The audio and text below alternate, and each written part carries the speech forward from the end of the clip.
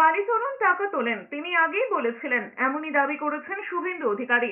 রাজ্যের বিরোধী দলনেতা দাবি করেছেন, ফিরহাদ হাকিমের ওএসডি কালীচরণ বন্দ্যোপাধ্যায়ের গড়িয়া নিউটাউনের মতো এলাকায় 7টি ফ্ল্যাট রয়েছে, যা তোলাবাজির টাকায় করা। পার্থ চট্টোপাধ্যায়ের থেকেই বেশি সম্পত্তির মালিক কালীচরণ। তার আরও দাবি, তপসিয়া 200 কোটি টাকা খরচ করে তৃণমূল ভবন তৈরি হচ্ছে। কালীচরণকে দায়িত্ব দেওয়া হয়েছে সেই টাকা জোগাড় করার। যিনি ওই ভবনের দায়িত্বে রয়েছেন, কালীচরণ তাকেই টাকা তুলে দিচ্ছে।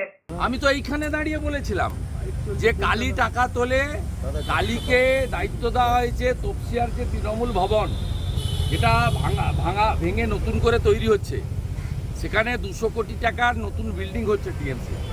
কালীর 7টা ফ্ল্যাট আছে, পার্থ চ্যাটার্জি অপার থেকে বেশি, হাওড়া থেকে, গড়িয়া থেকে, নিউ টাউন থেকে 7 ফ্ল্যাট আছে। তৃণমূলের মানেই দুর্নীতি, এতে আর নতুন কি রয়েছে? তৃণমূলের আমলে রাজ্যে মাৎসন্যায় চলেছে, আক্রমণ করেছে সিপিএম নেতা সুজন চক্রবর্তী।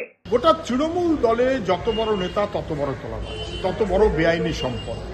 না বুঝবার কোনো কারণ নেই, এটাই তৃণমূল, এটাই গোটা রাজ্যে চলছে।